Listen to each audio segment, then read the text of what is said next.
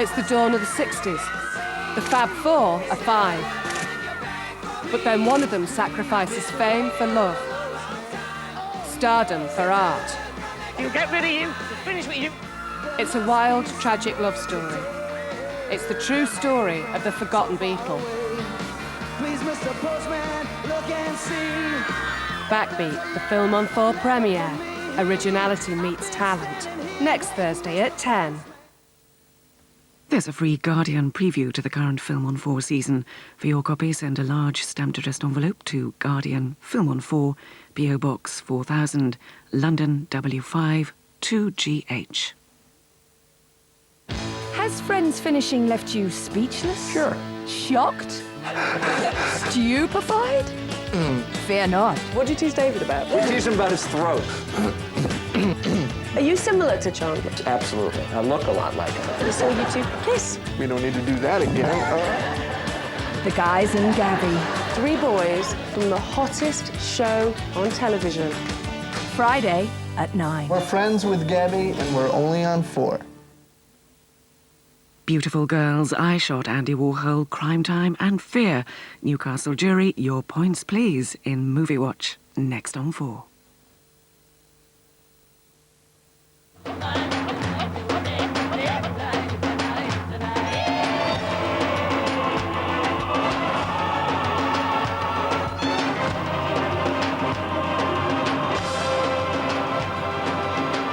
Excess for him, for her. Live to excess. Lucky Charms make people feel secure and confident. Apparently this tiger tooth amulet protects you and your possessions with the power of a tiger. Well, would you try to steal his lunch? I prefer a more sophisticated symbol of security. The new Citroen Saxo VSX has remote central locking and an engine immobilizer. Don't worry, mate. You're safe in here.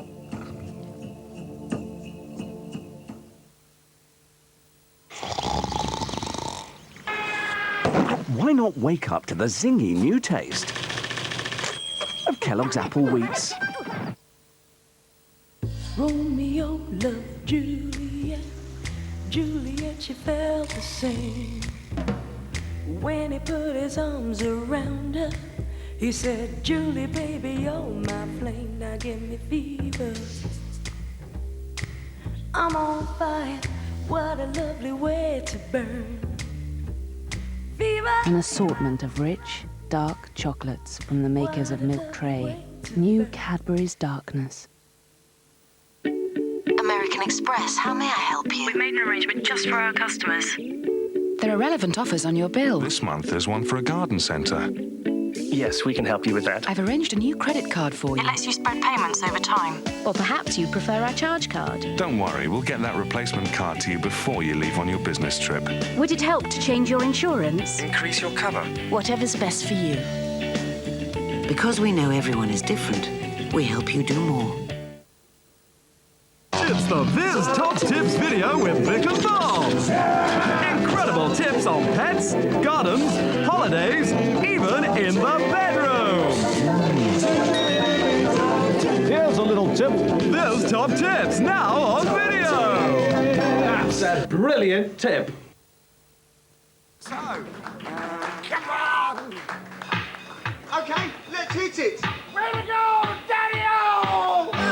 With National Lottery Instants, you could win £1,000.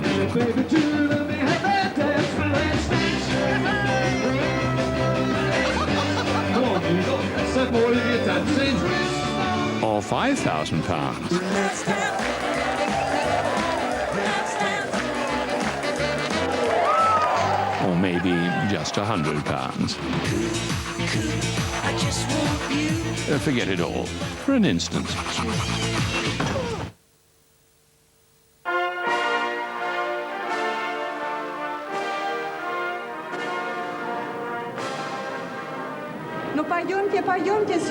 In 1980, tickets for the Russian ballet were in great demand. But the ballet wasn't the main attraction. Making its Moscow debut was the smooth taste of Heineken Export. Heineken Export, the world's favorite import.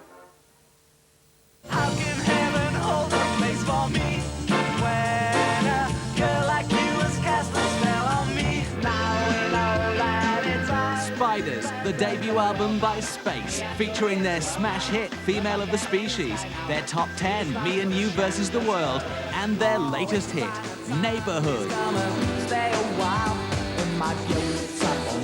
Spiders, the new album by Space, available in all good record shops now.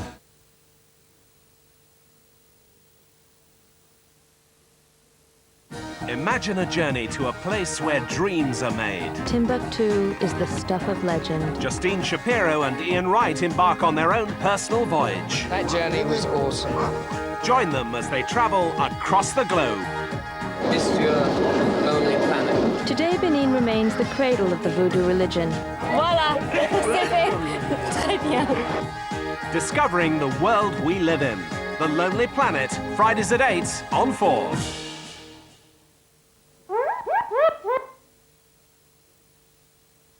See, people forget that almost 1 out of every 3 cowboys was black. That was a gambler, Father Time. And this here was Crazy Little Jay. The big man was a Bobo. And then there was Wheezy. And then, of course, there was the leader. We all got to go to hell. When you get there, tell them Jesse Lee sent you. These cats was the original posse. Sunday at 10 on 4. Just time for another gherkin.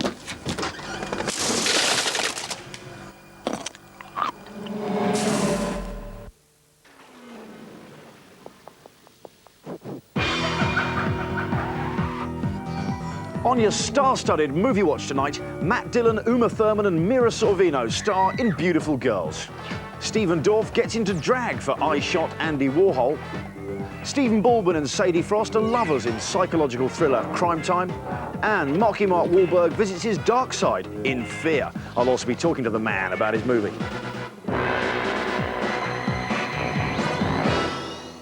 Welcome to Movie Watch. This week we're in the rocking capital of the Northeast, Newcastle, ceaselessly searching for 4 straight-talking moviegoers to cast a critical eye over the week's latest films. And here they are. Hello. Jason, disc jockey.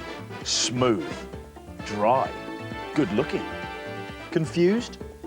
Debs, training assistant, communicative, earthy, strong, risque. Nigel, salesman, athletic, witty, personable, laconic.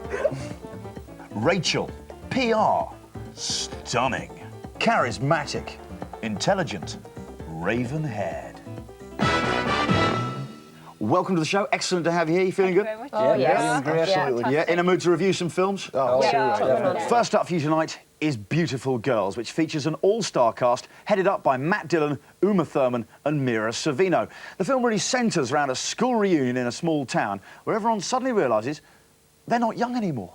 At first, after the breakup, you'll have these visions of you alone, 57, 58, walking around, wearing a nightgown, your hair in a bun. Maybe you're a librarian, heating up a can of soup for one. Gina.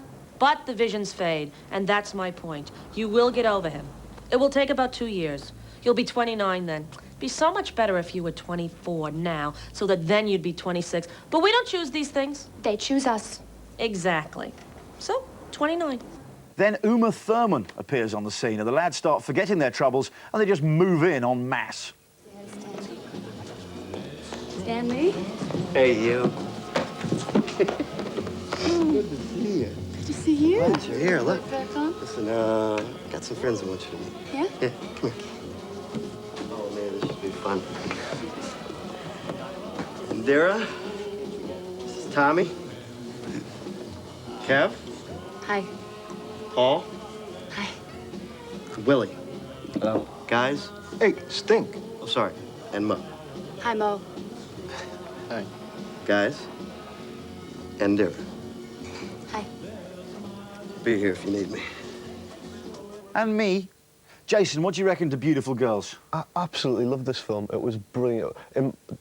Dead easily in my top 5 favourite feel-good movies of all time. Favourite feel-good movies? Yeah, feel-good movies. You know, like, so what's it ranking with then in your feel-good movie It's up there chart? with like Pretty in Pink and The Sure Thing, St Elmo's Fire and The Breakfast Club. I love those type of films, so I think it'd be dead hard to top that type of film. I haven't seen a feel-good movie like that for a long time, not since the 80s.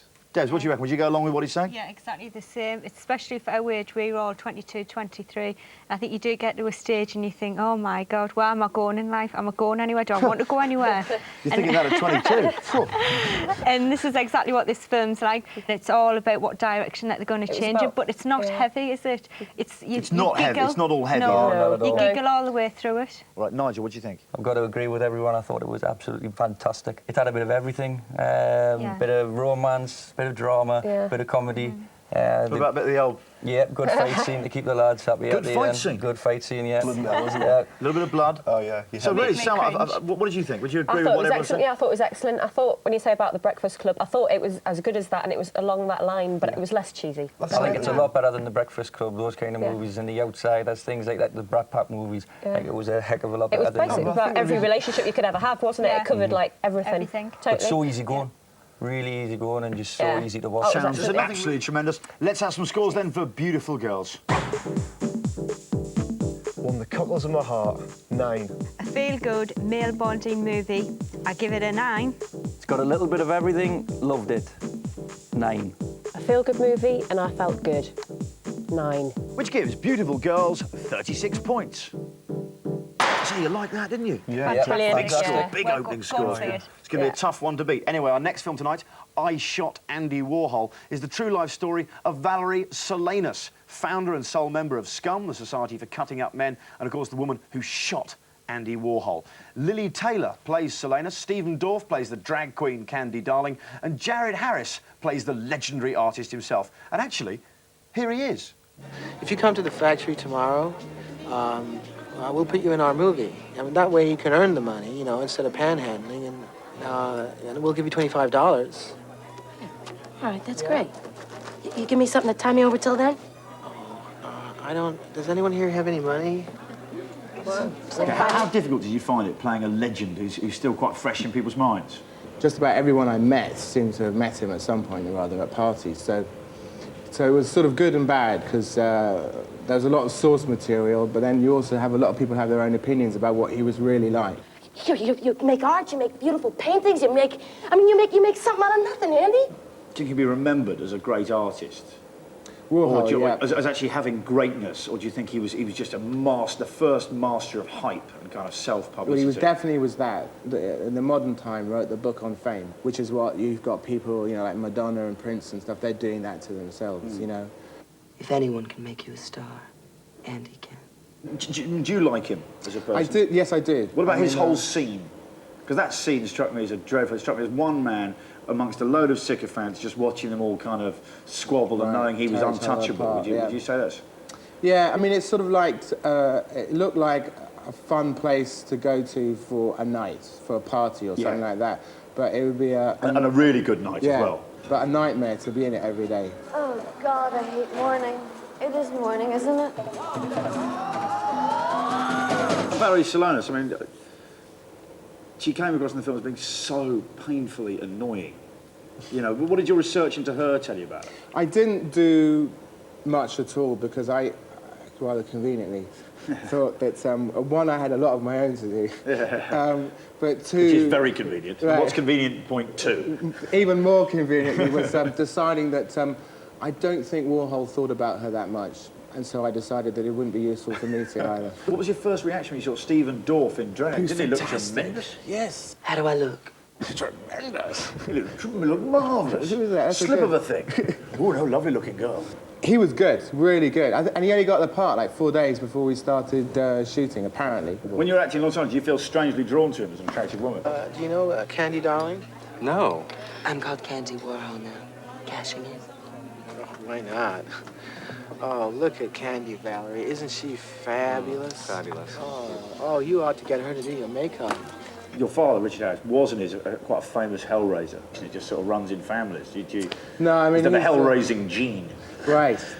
No, I like to play chess and paint and just take it easy, do my meditation. But do you ever feel pressure on you to kind of, you know... To be crazy. To be crazy? No.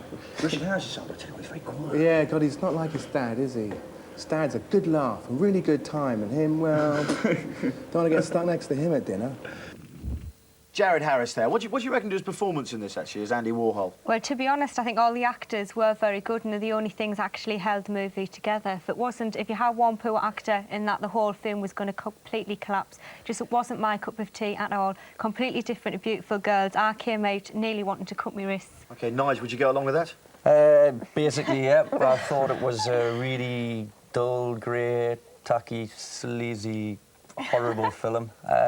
All the characters were all dull, grey, tacky, sleazy people. Andy Warhol's character was really well acted, but it's just too many of the characters, and the actual feel of the film was just too sleazy for me. I have to disagree with that dull and grey part, because there was nothing in that film that was dull or grey. The colours and everything about the set design, everything, the costumes, they were all really vibrant colours, you know. If there was one good thing about that film, it was like how colourful and bright and the impact that the colour had on you. Rachel, what do you think? I thought it was a really well-acted, hard-hitting film. I thought it was really interesting perspective. I thought it was really good to see a film from, all right, she was a nutter, but from a female perspective like that. I thought it was really interesting. I thought it was really slick. But was it true? Well, it doesn't matter. It was her account. The point was that it was her account. And I thought it was really excellently made. I thought the camera work was excellent. I thought the music was good. I thought it was really well acted. I thought it was really interesting. And yes, I was rooting for her. I wanted her to shoot Andy Warhol. Thought it was brilliant. Jay, if you go along with what you say? Absolutely, definitely. The editing was fantastic. The jump cuts and the whiteouts and the handheld cine stuff. It reminded us very much of a Gus Van Sant film. Not quite as good, but you know, along those lines. I think it would have made a better documentary. Than it would have filmed, because there just wasn't enough story there. You know, if they condensed it to half an hour or something like that, stuck it as a documentary, was a bit over you'd long. probably have been a lot more interested in it. OK, let's have some scores then for I Shot Andy Warhol. Visually stunning, but the plot was nigglingly thin. 6. Unfortunately, far too long and very bitty. Only a 3. Sleazy, tacky, horrible. 3. Well, I thought it was slick, stylish and original. 8.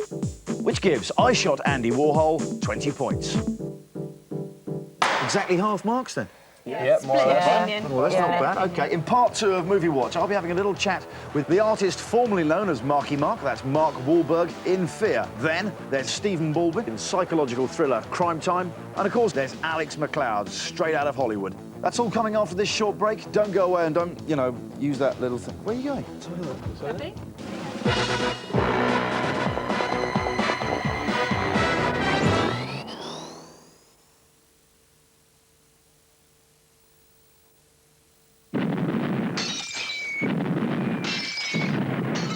Les, give it a rest. Sorry, boss.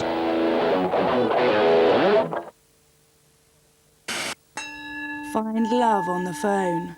Call the Singles Network on 0891 808 808. Big Les, you got voted Best Dressed Man last year. I don't understand it. He wears exactly the same as me.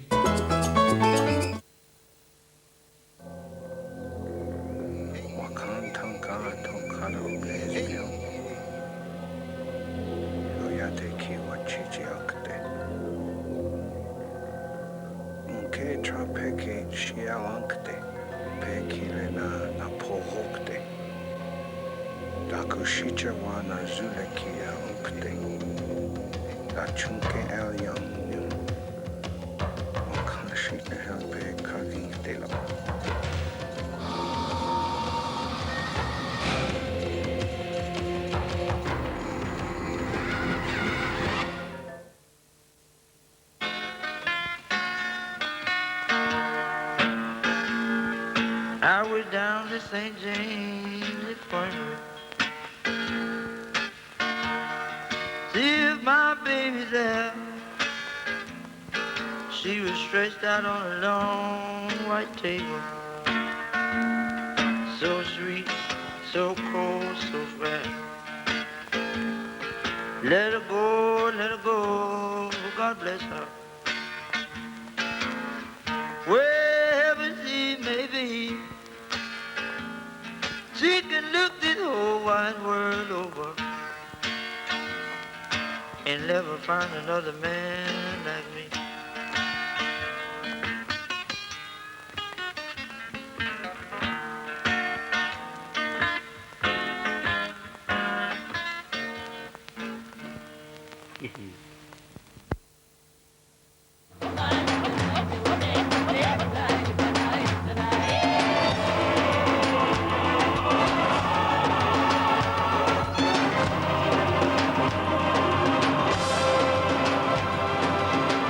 Excess for him, for her.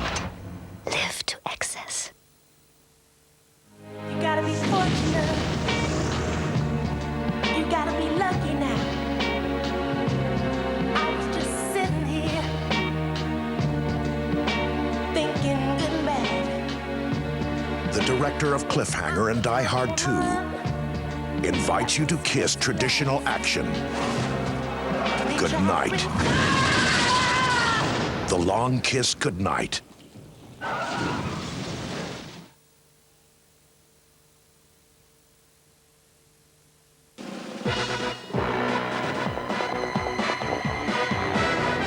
Welcome back to Britain's most alternative and jovial movie show, where so far Beautiful Girls has scored 36 points against I Shot Andy Warhol with 20 points. Still to come, Stephen Baldwin and Sadie Frost in Crime Time, and this man, Captain Pants himself, Mark Wahlberg in Fear.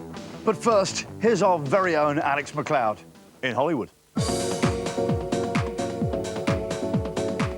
Meg Ryan is to produce and may even star in a movie about a stolen heart. No, it's not some kind of romance, but a story about a transplant. Meg may play the lead in this story of a woman whose husband is due for a transplant, but a rich guy comes along and buys the donor heart. So she steals it and tries to get it to her husband. Bizarre, isn't it? Now, the saga of the ill-fated Roman Polanski film Double continues. John Travolta pulled out of filming in June and is being sued by the production company and the distributors. Now, in the best American tradition, he is countersuing, claiming breach of contract, fraud, and interference. Despite box office bomb The Crow, Vincent Perez, who's currently filming over there in Cornwall, has just signed on for another Hollywood film. It's Zapata, the story of the Mexican revolutionary leader, and it's due to start shooting south of the border in March. And the Christmas rush is on. Big releases for this holiday season include Disney's live-action 101 Dalmatians, Sly Stallone's disaster thriller Daylight, and the 8th Star Trek movie, First Contact. But Arnie is hoping to steal a march on all of them. His comedy Jingle All the Way has just opened here. And where did he have the premiere? Not in LA, but in the world's largest shopping mall, Mall of America in Minnesota, which is quite appropriate when you think about it, because the movie's about his desperate attempt to buy a toy for his son on Christmas Eve.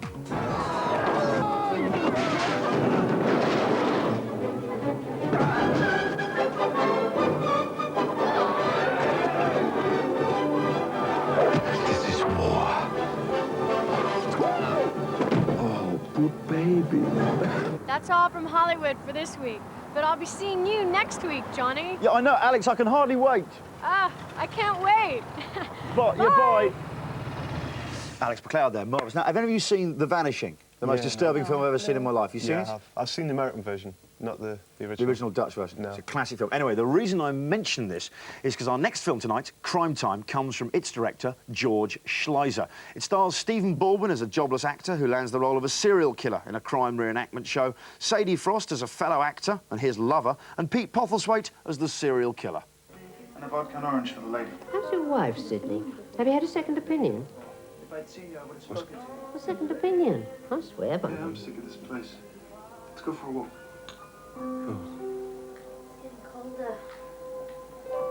He holds himself well, doesn't he?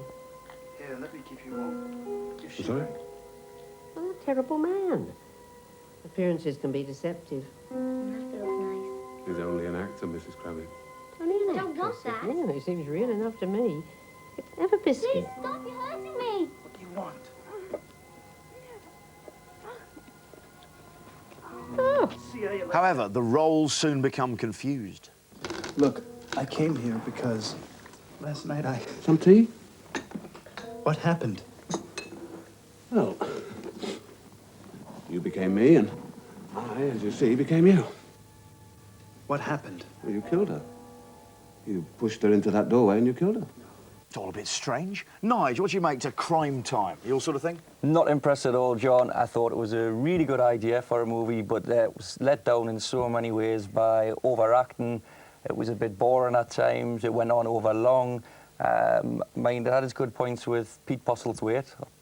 Always a good actor, isn't he? Good Always performer. good, yeah. As usual, good performance by him. What do you reckon, Rachel? I thought it was a really good idea for a film. I think it's good to see a British film, but it just wasn't slick enough, didn't come together.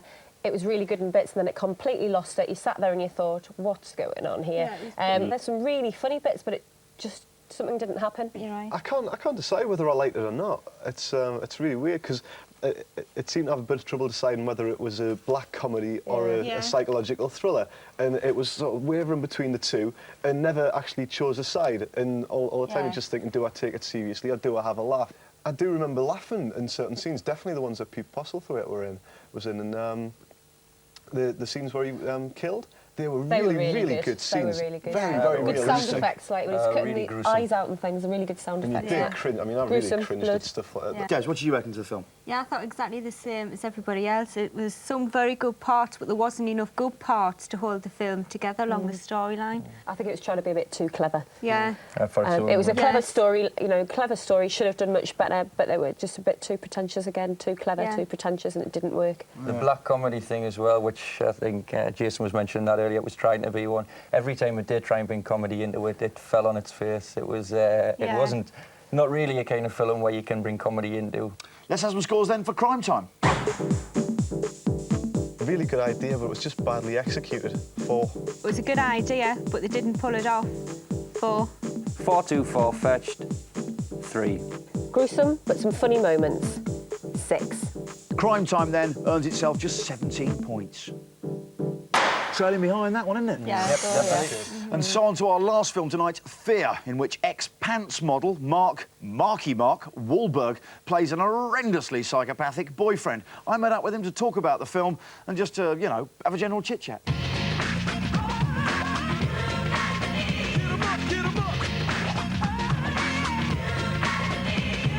What happened to Marky Mark? Where did he go? I saw him a little while ago, but... How was he doing? He wouldn't speak to me. He wouldn't say a word? Typical. Typical. Is he working on any music? He can't get a job. He can't get a job? He was actually going for a modeling underwear audition, but... That's sad, man, because he had a lot of potential. He looked pretty out of shape, too. That artist had a lot of potential. Really? A few good records there, and he just went. Marky Mark and the funky bunch stomping into the 90s. Hey, yo, Johnny V. Yo, what's up, Mark?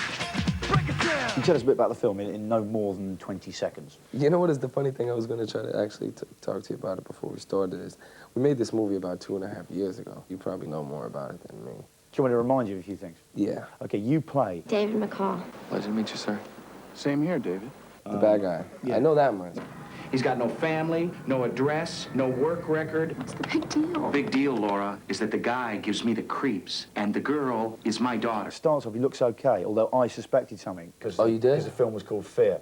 You know, you're not at all like what I expected you to be the first time I saw you. How so? You're just sweet. In Fear, you play a guy who's a real psycho. Is he based on some psycho you've met along the way, or is he based on the kind of psycho that lurks somewhere within all of us? Yeah, I say us, you know. I think he's somewhat based on the psycho that lurks within all of us, but he's also based on the psychopath that the director is. Right. Blame the director. Yeah, I just imitated him. It doesn't matter.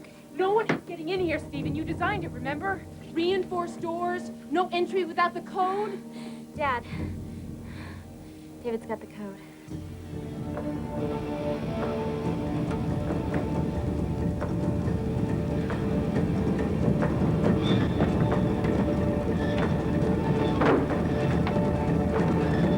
It all could have been different, Mr. Walker. You should have allowed nature to take its course. In the end, it will anyway. So let me in the house! You were quite a convincing psycho there. Oh, thank you. Now, but also, you were quite convincing when you were getting a bit licky around the parents. All right. Have you ever had to do that in real life? Have you ever had any girlfriend's parents, like, loathe you? Yeah, the only girl that I was really interested in being with, her father hated my guts, you know. But he knew he was from my neighborhood, you know. This was when I was younger. This was the first time I was ever in love. So he knew the kind of person that I was, and I had gotten his son, who was my friend, arrested a couple times. So he knew that I wasn't the right guy. Yeah, right. But I think he might be regretting it a little bit now. Come on, come on! Feel it, feel it! Feel the vibration! You get into kind of different characters with those. Was Marky Mark kind of a character? It became more of a character thing because I started doing things that people wanted me to, as opposed to what I wanted to do or what I had originally set out to do. But I think it was most still for the fans. I mean, if they wanted me to pull down my pants, and I had done it once, and that's what they came to see. Got to give the people what they want of you. Yeah. Now, there is a story that Alyssa Milano complained that you pulled her hair very hard. Is that true? She, in actuality, the truth is she was telling me to do it more so it could be more believable. Nah, man, tell it to the judge. It's the truth, man. She begged me. No, she... Come on, man, you're not in court. I'm always No further questions, Your Honour. Guilty.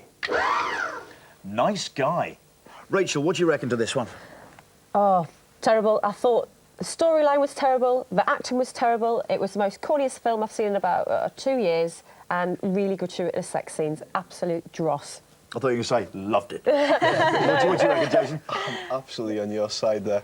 That was one of the worst films I've seen. Ranks along with Sliver and should never have been made type films. Absolutely. Debs? It starts off, doesn't it, where you think it's going to be all mind-blown because it's all this power game, and he says to her, get me a Coke or something. She goes running off and gets him a Coke, and you think, oh, yeah, it's all going to be about that. That's clever, and it but didn't. It just used violence. He was using violence to overpower her, but I think if they used the mind side, it would have been more believable. But it is quite watchable. Nige, what do you reckon?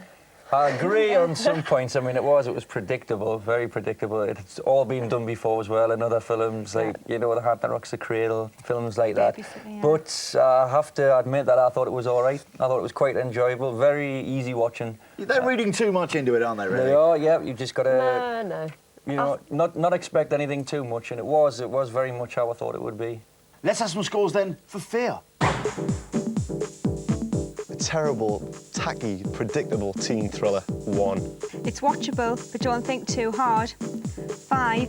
Very predictable, run-of-the-mill thriller, 5. Really corny American teen film, 4. Giving Fear 15. Which means that with 36 points, Beautiful Girls is our Moviewatch recommendation of the week. And that's the verdict of our Newcastle reviewers. Top of the league. That's debatable. I think you Knightsbridge boys take the ladies way too seriously. Well, only until baseball season starts. Pitchers and catchers report to camp in 2 months, 3 weeks, and 6 days. Wanna go home with me? No. No? Okay. I had to ask. Be perfectly honest with you, I don't find you the least bit attractive. Really? Really? So now you wanna go home with me? No. Next week on the show, Robert Downey Jr., Holly Hunter and Dermot Mulroney in Home for the Holidays. I'll also be talking to troubled star Robert Downey Jr. Arnie returns in the comedic Jingle All the Way, and Gabriel Byrne in Last of the High Kings. Plus, we'll be showing you how to make a costume drama for just £50. That's all coming on your Fun Pack Movie Watch next week. If you want more details, you're just plain forgetful, or you want to find out how to actually appear here as a reviewer, please consult Foretell, page 321. I'll see you next week. You ever see that?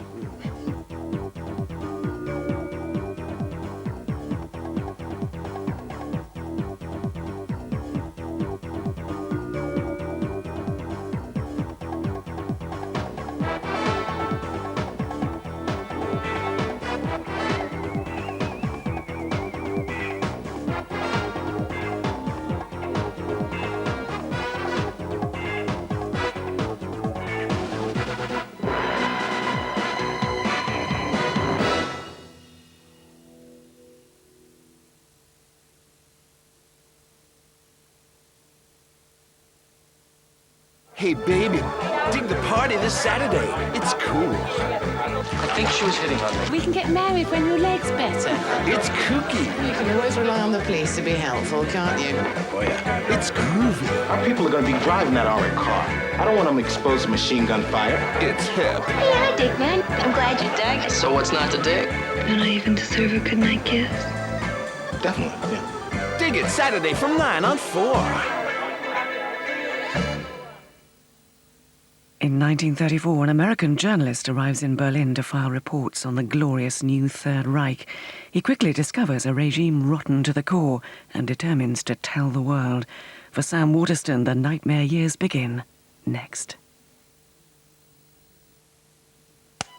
Welcome to the Studio Show. Today we look at the work of emerging British artists. Fascinating. Tell me, where do you find your inspiration? Well, the easels come from Early Learning Centre. Of course. At Early Learning Centre, there's everything for emerging artists. So this Christmas, start early. And this is so sculptural. It's soft stuff and I haven't started yet. Oh, of course. This Christmas, start early, where smarter parents go shopping. It's the Viz Top Tips video with Vic and Bob. Incredible tips on pets, gardens, holidays, even in the bedroom. Here's a little tip. Viz Top Tips, now on video. That's a brilliant tip. How would you feel about a hair colour that's actually good for your hair?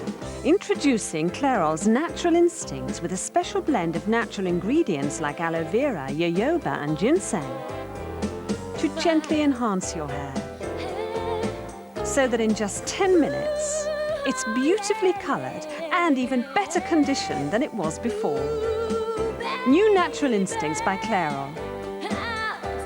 Actually good for your hair.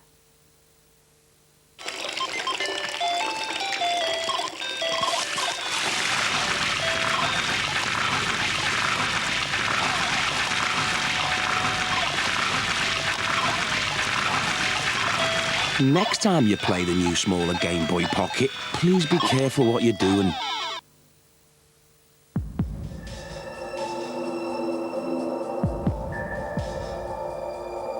To make sure you stay cool under pressure, the 1997 Laguna comes with air conditioning and an electric sunroof as standard. Laguna by Renault. It's all worked out beautifully.